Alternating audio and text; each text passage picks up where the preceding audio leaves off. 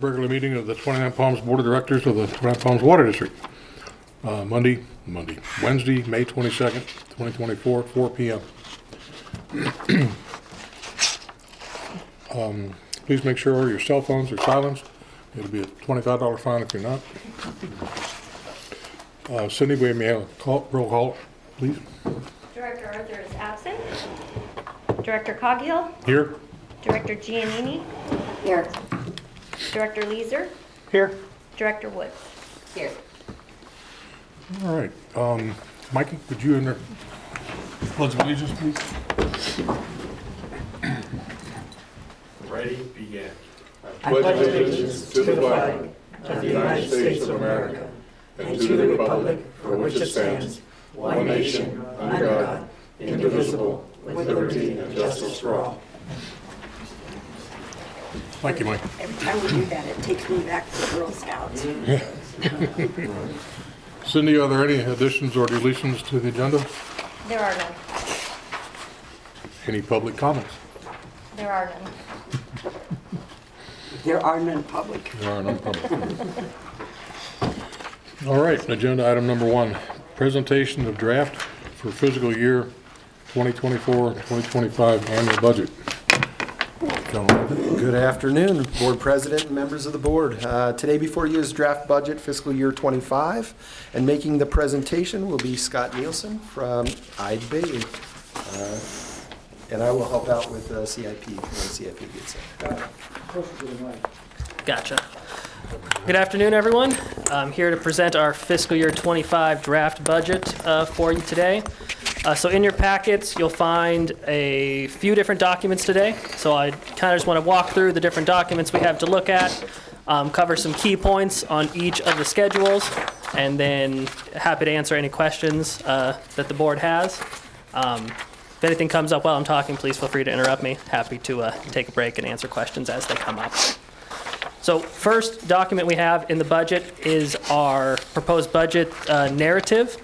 This 8-page text document at the beginning of the budget goes through each schedule, talks through major assumptions on those different schedules, line by line. Goal is to answer any questions ahead of time so you can look back, reference it kind of as an accompaniment to those budget schedules.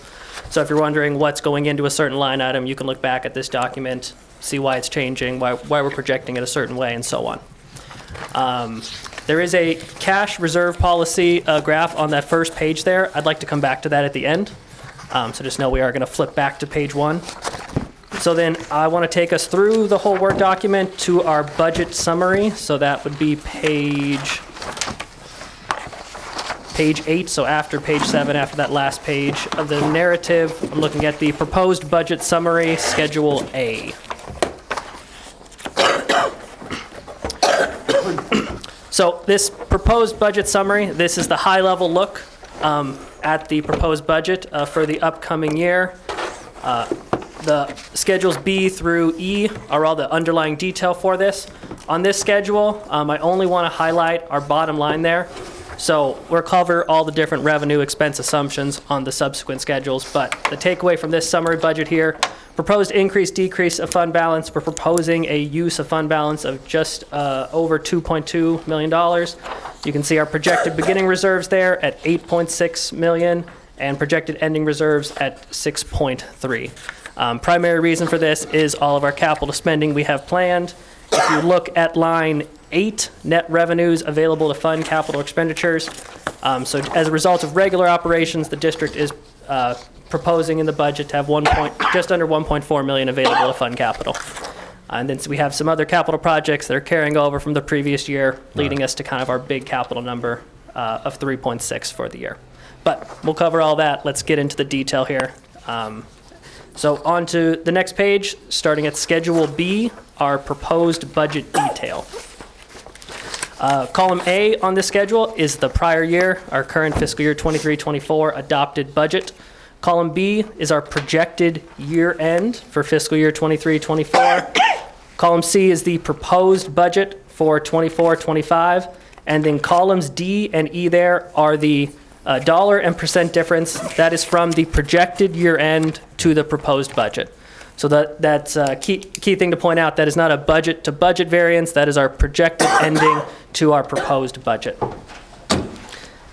So starting off right at the top there in our water sales, volumetric on line, sorry, forgive me, flipping through schedules here.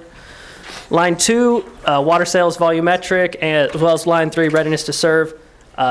These lines are budgeted at a 10% increase. That's in line with the 10% increase effective January 24 and subsequent planned in January 25. I'll also point out this is the last year of the current rates 218 period. So included in this budget is also a new rate study for the upcoming year. Good, good. Other operating revenue budgeted at a 4% increase. Those are our late charges, account fees, et cetera. Kind of increase a little bit in line with rate revenues. Bad debt expense on line 5, that's our estimate of uncollectible debt for the year. That is budgeted based on a 5-year average of uncollectible history. For fiscal year 25, that 5-year average works out to be 0.6%, so less than 1% uncollectible. The 2% increase you see there, that's year to year from our projection for this year to this upcoming budget. Under non-operating revenues, some of these revenues under non-operating are revenues we don't always count on. They're a little unpredictable. So if we budget anything, it's a conservative estimate. We don't want to overshoot these numbers here. Capital impact fees is one of those. The last couple of years, we've been using $75,000 as our baseline because that will vary based on development activity. The water availability assessment, those charges is fixed. That doesn't increase, so that will stay static year over year. Interest revenues on line 10, that is budgeted at a decrease, a budgeted decrease of around 20%. While we still are enjoying very favorable interest rates today, we do not think that will continue to be the case into the upcoming year. Also, as in the overall bottom line of the budget, I pointed out in the summary, if we achieve all our capital spending, we will be spending down some of our cash, so we'll be having less invested to earn interest revenue on. I read that, yeah. Other penalties on line 11, that's budgeted at a decrease due to fire property tax revenue. We still get a little bit of that property tax revenue coming on our roll, even though it's not supposed to be. We don't budget it because that's not something we're going to count on. So that's why that's the only budget included there is for our regular property tax penalties that we do anticipate getting. Reimbursed expenses on line 12. Generally, that's insurance reimbursements. We also have well monitoring for the city. So we have increased that from the previous year budget. Again, that's a conservative estimate. Likely will come in higher, but we don't want to overshoot that. Mm-hmm. And then non-operating revenue, that's just a small conservative number there. That's recycling revenues or other miscellaneous receipts the district receives. Brings us down to our operating expenses. Some broad assumptions used in this budget for operating expenses. Inflation in this budget is set at 4%. Fuel we have at 10%, as well as electricity and chemicals. So being very conservative there. I know the increases we've been seeing from various vendors has been a lot to look at, so we do not want to shortchange ourselves. Want to make sure we are ahead of the curve there. Labor and benefits, in each of these different departments, this is a function of how labor is allocated, how field staff spends their time on their timesheets, and then it gets allocated out to the different departments. Schedule C will actually talk about salary and benefits holistically. So I'm not going to hit on these labor and benefits within these departmental categories, because that's just a function of where the field staff will spend their time. Direct expenses under source of supply, that is line 19. That's budgeted at a 9% increase based on inflation and that higher electricity assumption, as I mentioned, at 10%. Under pumping, same thing on line 23, 12% increase. That's a function of electric cost and inflation, as well as repairs and maintenance. Again, remember the variance percentage there is from projected ending to proposed budget. So just because this year we didn't use the full amount of our R&M, like our outside services there for outside repairs, we want to maintain the same level of budget for future years for repairs or maintenance that does come up. Jumping down to treatment wells on line 31, direct expenses. That line is looking at a 72% increase. That is primarily driven by our UCMR testing. I think it's UCMR 5s, Matt, if I'm correct. Correct. And that's every 3 years? Right, Mike, every 3, every 5? 5 years. So there's a $20K built in for that testing, as well as we have a 10% assumption on chemicals and lab testing. Under treatment facility on line 35, direct expenses, that's looking at an 18% increase. That is a function of the timing of media purchases. In previous years, if we go back 2 or 3 budget cycles, we used to be on an every other year cycle for making those media purchases. The district has since kind of pivoted. Now we're making 1 purchase every year, spreading it out. So that's just getting us to the new pattern for going forward. That also includes 10% chemicals assumption and $10,000 for forklift batteries under repair vehicles there. Customer accounts is increasing in line with inflation and the assumptions that we'll talk about on salaries and benefits. Under general and administration on line 43, outside services, that is where I mentioned earlier we have an additional amount built in for our rate study, estimated right now at around $45,000. So that is built in. That's a cost that pops up every 5 years when we go into the rate cycle. And direct expenses increasing by 14%.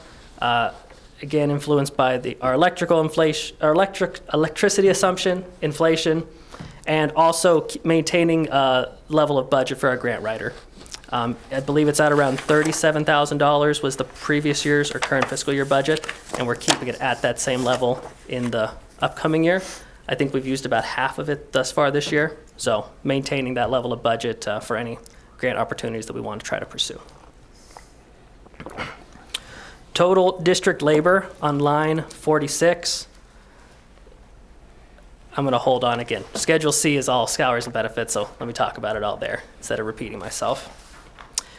Down to payouts and retiree medical, line 49, vacation sick payouts.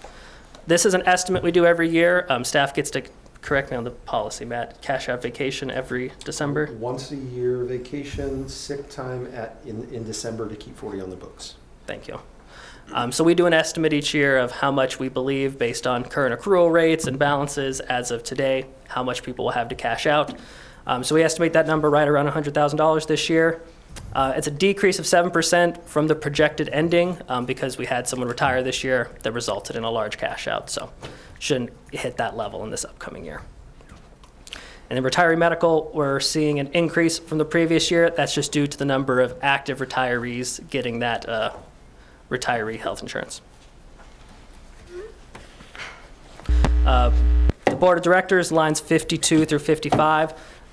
Those are budgeted in line with the previous year. That's both for director stipends as well as travel, other expenses. We just maintain that budget level. And then direct expenses, we actually have decreasing from the prior year budget of 15 down to 10.5. Down to non-operating expenses, there's no changes in debt service on line 61. That's just a function of principal versus interest. Our total payment remains the same. Our CalPERS UAL on line 62, that's the required payment we make to PERS on our unfunded accrued liability each year. And that's just set by the 10-year rolling payment that PERS requires of us. So it is seeing an increase this year. But every year that gets recalculated by PERS based on their own market performance of their investments. So it was a downturn year before last, and that's what they reflect this payment on. So positive performance we see this year. Next year we might see a lower number there. Our pension and OPEB trust contribution on line 63, that is directly linked to our tower revenues. Whatever we're collecting on those tower revenues is budgeted to be sent out to our pension or OPEB trust or as it is currently, invested in class due to the high yields that we're seeing Yeah, in class very with much. high liquidity without restricting it in the full trust. So we'll continue to monitor that as the year goes on, and when it comes next year, time to make that transfer, we'll determine if it's best to send to the trust or continue to invest in class. Lastly, line 65, election expense. There will be an election in November 2024, so that cost gets built in every other year as needed. Lastly, there's all of our capital spending areas, capital projects on lines 69 through 72. That we'll cover in more detail on Schedule D. So turning the page there to our Schedule C, personnel cost. This is a schedule that we've brought back into the budget. We did not present the schedule last year, but we brought it back for this year to kind of give that step back, high-level view of district salaries and benefits as a whole, instead of seeing it just as those pieces in the different departments. So line 2, regular salary overtime, that is budgeted at an 11% increase from our projected year end. A few different factors at play here. This budget includes a COLA increase of 5%. It includes merit increases for employees that average out right around 3.5%. I think 3.43 is the average merit increase. And then 2 additional positions. First of those being a mechanic, second, an additional mechanic, I should say, and then second is a new service worker 1. So all those factors work out to be about an 11% increase.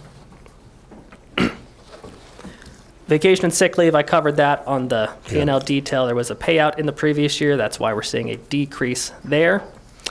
And then on our benefits and taxes, generally speaking, these are then going to increase in line with that total regular salary on line 2. Our benefits, CalPERS, everything like that is going to be increasing in line with those 2 new additional employees. So that's true for the CalPERS pension, our Social Security and payroll taxes.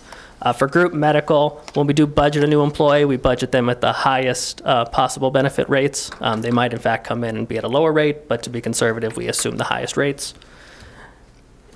And then same for group dental life, those are also kind of in line with those 2 new positions. Workers' comp, we are seeing kind of a notable increase there at 31%. That's a function of what the current workers' comp rates is based on our most recent invoice and the addition of those new positions. And then we also assume our insurance assumption in this budget is at 10%. In the last fiscal year, a lot of agencies got hit by very high unexpected insurance jumps. Saw property and liability for some agencies jump, 15, 20, 25%. We were fortunate here. We don't think we found ourselves in that position, but to prevent that as well, we're making sure we budget accordingly for insurance so that we're overestimating, not underestimating those costs. And then that brings us to Schedule D, our capital plan. Yeah, please. All right. So looking into the capital year for fiscal year 24-25, just a few things I want to point out. The USGS study is going to start this year, hopefully early this fiscal year. The one thing that we will have future discussion on is, as you see projections in 25-26, with it being a full USGS study, I'm going to be asking the board for a little bit more money for USGS. That is a huge water study that this community needs, along with wastewater. And the city is going to do the full study at $2.1 million, and with grants coming in at about 1.9. I just want to make sure this district is really positive on that USGS study for 5 years. That's a 5-year study that we really need. So looking good that that's going to get started. Standard drawings, one of the that's coming to an end early fiscal year, so standard drawings will be coming off the board. That's just getting our standards and specs back up to par. When a contractor calls us and says, hey, we're going to start a job, what's your standards and specs? We don't want them to look like they're from 1964 anymore. We want to get those back up to par. So standard drawings are in effect and they should be completed here shortly. We are starting the planning phases of the urban water management plan. So you'll see split 2 years in the budget, about a 75. Those are just normal plans that we have to do every so many years. Urban water is every 5 years. Major projects on the list, obviously, Chrome 6 at Well 11B. We should know that final Chrome 6 study and MCL is out, and the one well that's affected is well 11B. And again, if we can't produce more GPM there, we have to decide if that well's going to be online for us or we're going to go after treatment. So that's why there's 1.3 and there's 1.3 million in the budget and has been for a while.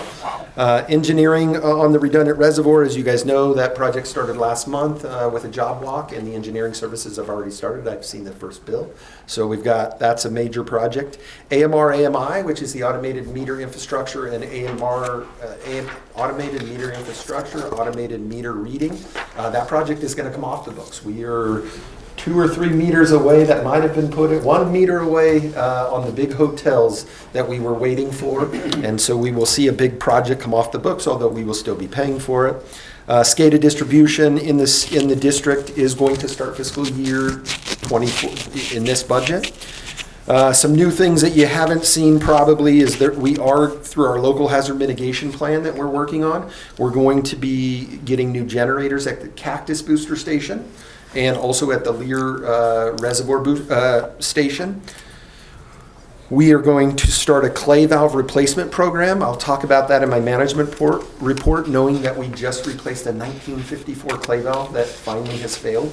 That was filling our Desert Heights Reservoir, and we have completed and put in a 2024 clay valve. So we do want to start a clay valve replacement program to get these kind of up to date. Did you say 1954? 54. That's original to the district. And when I get into my management report, I'll explain kind of what was happening and what we're dealing with out there. But pretty neat that from 1954, this valve has done us really well.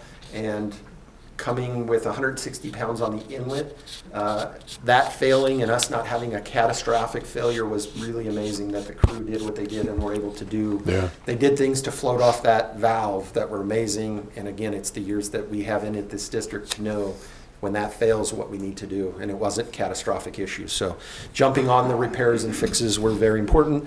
Last but not least, in the bottom category, I do have $220,000 budgeted for CIP vehicle replacement.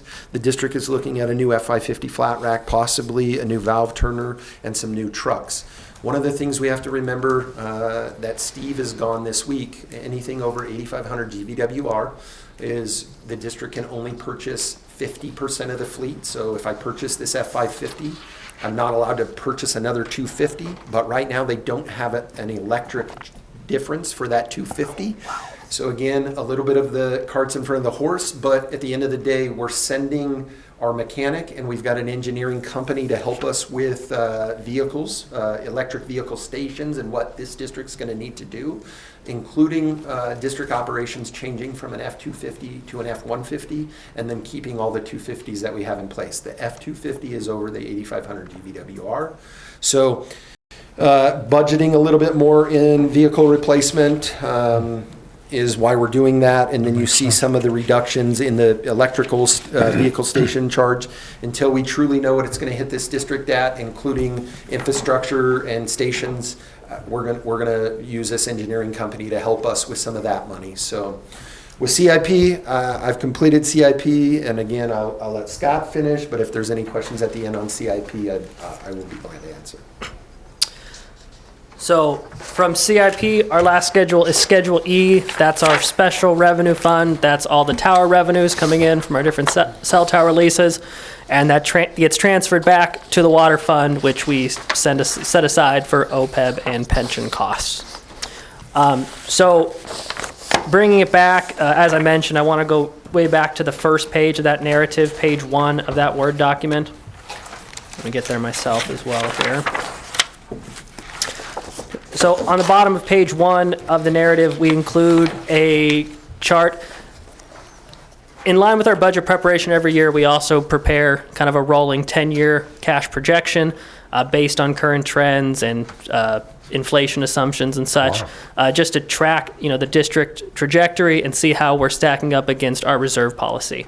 So currently, as you can see on this chart, the yellow line is the minimum target reserve. Green bar represents our ending cash at the end of each projected fiscal year. So on our current trajectory, district is meeting its reserves every year and will continue to do so. And in these outlying years as well, I just want to make of note, this is assuming rate increases of no higher than whatever inflation is. So if the future years using a 3% inflation, then the assumed rate increases in line with that. So very minimal rate increases to maintain this level based on our current level of spending. So I do just want to point that out kind of as a key takeaway from here. So with that, happy to answer any questions on this draft budget. Thank you. Do we have any questions, Director Woods? Nope. Chief? Nope. It's good to see that as a water district, we're liquid. Yep. Yes. Madam President, do you have any questions? And I have none. Scott, very good report. Thank you. Thank you very much. So staff would either be looking to do a draft for today, or if you guys are happy with the budget, we could make a motion to accept the draft as is and use this as our draft budget, or our budget, proposed budget and budget fiscal year 25. So we can either go draft, have a month and bring it back, or you guys are on the table to make a motion. I move that you take the draft proposed budget and transfer it to the actual budget. I'll second. There you go. Moved and seconded. Cindy, go a roll call vote, please. Director Arthur is absent. Director Coghill, Yes. Director Giannini, Yes. Director Leeser, Yes. Director Wood. Yes.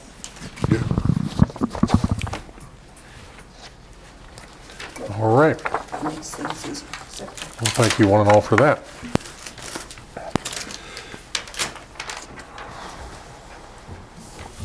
Okay. Again, Scott, thank you very much for that report. It's very, very informative. I liked your narrative too. Moving right along, item 2, the consent calendar. Matters under the consent calendar are to be considered routine and will be enacted in a single motion. There will be no separate discussion on these items unless the board, staff, or the public requests specific items be removed for separate discussion and action before the board votes on the motion to adopt. And they are the minutes of the regular meeting held on April 24th, 2024, and the audit list. Any discussion from the board?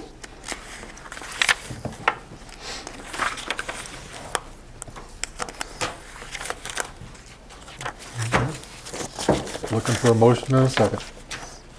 I make a motion to do so. I'll accept, seconded, Okay. motion to adopt. Do we need a roll call on that, Cindy? We don't. All in favor, say aye. Aye. Opposed? So ordered. Okay. And there were no items removed. Management reports. And we'll start off with our maintenance supervisor. Good evening, Board of Directors. The Operation and Maintenance Department performed the following tasks during the month of April 2024. Responded to 64 USAs. We had 2 leak audits, 32 shutoffs, 598 total work orders completed, 252 valves exercised, 24 customer valve replacement, and there were 1,041 past due bills totaled $5,066.49.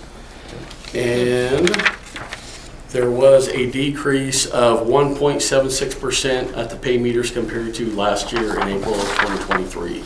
And if the board has any questions, I'd be glad to answer any questions. Any questions of our maintenance supervisor, Mr. Menetry? Amy, you have any questions? Any guesswork on the reduction at our pay stations? About why we have a reduction at the pay stations? Lack of use or Well, less illegal grows? the illegal grows for sure on the main side, but the slight fluctuation is where we see we should be trending right now. So no really change from last year, but the major years where we were millions of gallons behind, yeah, marijuana grows have stopped. Awesome. They're not out in the Landry's area where they would be shuttling that water from the pay meter station. Right. So besides that, I don't think any other trends really. Thank you. That's all I have. Okay. I'm not. I do either. Mike, thank you very much. Water quality? Water quality for the month of April 2024 Chlorine to the average level maintained through the distribution system was a 0.42 milligrams per liter. Bacteria samples, a total of 50 routine samples were collected at test points throughout the distribution system and all came back absent for call alert. Fluoride samples, a total of 15 samples were taken at established test points throughout the distribution system, with the average being a 1.24 milligrams per liter. Water production was down compared to the prior year, 2.4%, and it was down 35% compared to 2013. Do you have any questions? Any questions? on the board? None. Thank you. Thank you, Robert. Finance. Is Scott going to do finance? Sure. All right. So included in packets is the financial reports for the month ending March 31st, 2024. Just a high-level look. I'm just looking at our summary P&L. As of March, target would be 75% of budget. Overall operating revenues is right in line at 76%. Non-operating revenues has exceeded budget. That's due to higher than anticipated interest earnings primarily, as well as those capital impact fees that we budget very conservatively that have come in higher than budget. Operating expenses is right in line as well at 74%, and then brings our total expenses and debt service right at 76%. So holistically, I think we're actually performing very, very well. I'm only surprised as it's so rare that we're at this far in the year and we're right on line with the numbers. Normally something will throw us off by then. So it's a pleasant thing to see. It was planned out last year correctly. I don't want to pat myself on the back or anything, but All right, and that brings us to our general manager. Oh, I'm sorry. Does anybody have any comments about it? Delayed. Sorry. That's good. That's good. Another questions of Scott? Okay. That brings us to our general manager's report. Good afternoon again. This afternoon, I just wanted to let you know this month I met with the Don Ortega and Ortega Strategies out of Fullerton for a lunch. Discussed items such as Community Water Systems Alliance, Chrome 6, and other legislative issues that are coming down the pike. So just wanted to, Don couldn't make it here with his busy schedule. I asked their group, why don't I come out to you guys? I just felt like this has got to be a two-way street, and it was a great lunch and a great time with them. So Michael Thomas, ESG Engineering, our consultant on the redundant reservoir and web, have met at the plant. Engineering services are underway. Michael Thomas is acting pretty much as our construction manager through the engineering part of it because he is an engineer. So they can't really overtalk him when he's asking for certain schedules and things. So this is why we brought Michael along. So Good. just kind of a positive thing there. It gives me a way to not maybe project manage that project. Had several meetings this month with the new city manager, Stone James, and Larry Bowden, as Larry Bowden has taken off. And Stone James has been an amazing guy to work with. I just want you to know he is really informative. Larry did a great job on turning over the USGS information along with the federal lobbyist and the federal EPA on these grants that are coming up. They are also looking to already apply for the $1 million 2025 fiscal year $1 million earmark money that is to be used for the salt nutrient management plan, which is a plan that both the city and us are doing. The district does a lot of the legwork on it. And also the septic management plan that is in the salt nutrient management plan. So that extra $1 million is supposed to go to those projects that we are part of. So I just want to thank Stone James because he seems like he's really going to be a great addition to this community, and working together is his strong point. He has made to me that working together is why we're both here. So that was great. I just wanted to bring that up. That's good.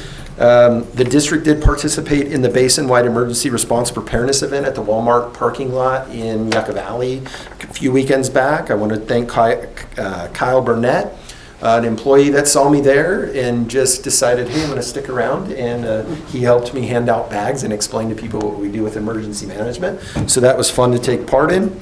I did talk to you guys about the failed clay valve at 2 Mile and Lear. You got 170 160 PSI coming in.